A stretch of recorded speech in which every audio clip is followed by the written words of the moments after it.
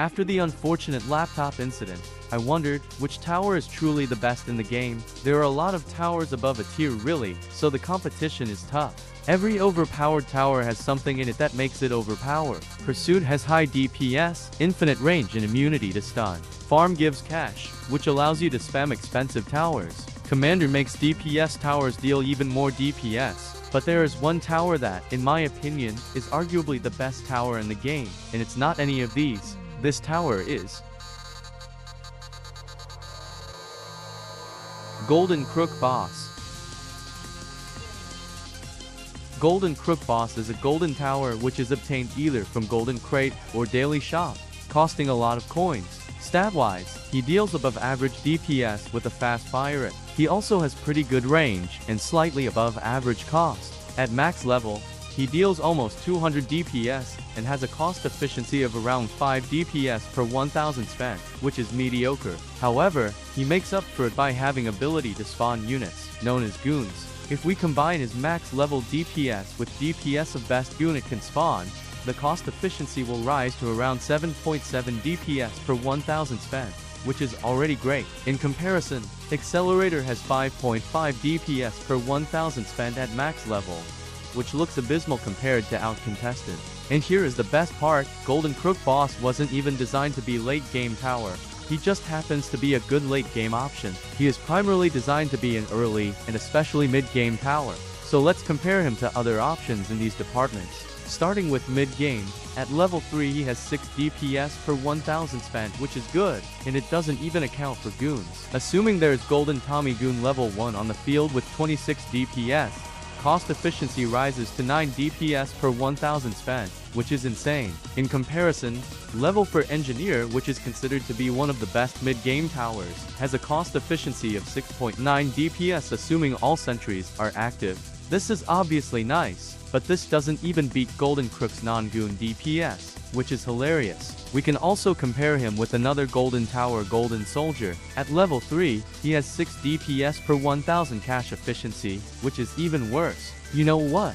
Let's bring a fucking admin tower into this comparison. War Machine at level 3 has a cost efficiency of 9.9 DPS. And while this does exceed Crook's efficiency by 0.9 DPS, while also being more consistent due to not relying on units, it is still insane how a normal tower can come even close to admin tower in terms of DPS per money spent on it. I think it is clear that Golden Crook Boss is likely the best mid-game tower in the game, so let's now compare his early game capabilities. Now, he has a pretty bad disadvantage in early game department, being unable to be placed at wave 0. This means that you have to wait one wave, which not only means you will have a slower game, but you will miss out on wave clear bonus. Unfortunately, because of this alone, I already can't say he is the best early game tower.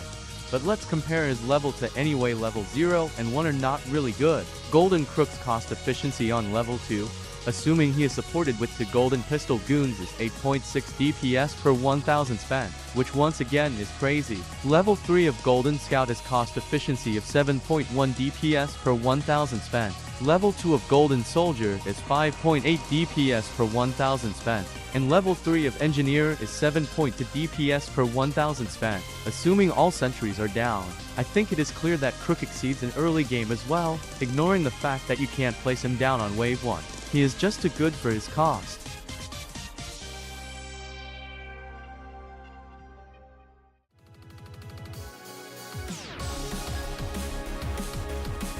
At this point, we established that Golden Crook Boss is the ultimate jack of all trades. He can do anything and fails at nothing. I didn't even mention that at level 2, Crook gets both hidden and flying detection. Not only is this very cheap, but this also allows Golden Crook to be used in a lot more situations, as well as being extremely good in events. The only detection he lacks is lead detection, which is not a big problem because lead enemies are barely used anyway. And then we have the best part about using Crook Boss units. Not only units provide more DPS as they should, but they also offer another, very strong or borderline broken strategy that you may have heard about. Of course, I'm talking about the unit stacking, where multiple units from one tower get stuck in one place, accumulating gigantic DPS over time. If enough units are present, They will melt anything that comes out unless an enemy has the ability to get rid of them. Like Elite Boomer. This strategy is so off that devs had to nerf it by giving nearly all units a lifespan. However, that's not enough, and you still can stack enough units to kill everything.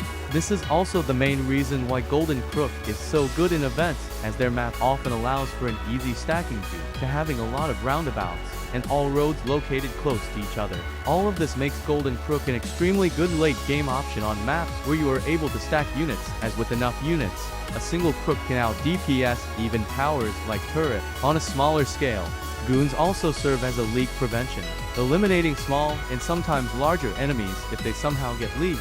Overall, units benefit Golden Crook boss a lot and are the main reason why he is so amazing to use, eliminating small leaks problem as well as allowing unit stacking for insane DPS.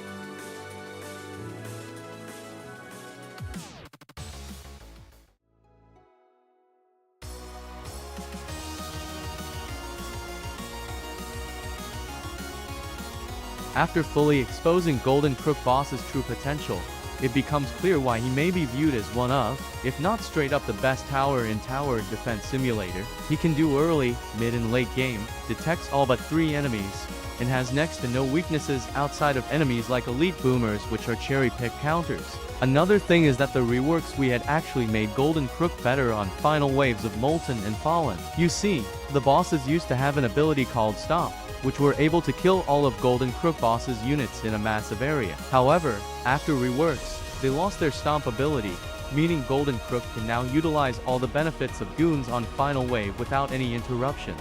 In terms of how he performs in all TDS game modes, he has little to no game modes where he can be called outclassed or even average. He is unstoppable in every part of the game. Obviously, he has some issues like not shooting while spawning units or having a 5 placement limit, but first is not a major issue and second is a balancing measure so he doesn't break the game. Overall, it is clear that Golden Crook boss, once again, is one of the best TDS towers, and can be argued as the best one. Note that I do not necessarily think he is clearly the best tower in the game. In my opinion, there is currently no best tower in the game as they are way too different, like how are you subso to compare support, eco and all-rounder tower. Either way, I hope now you understand how truly powerful Golden Crook boss is. Thanks for watching and I see you next time. Bye.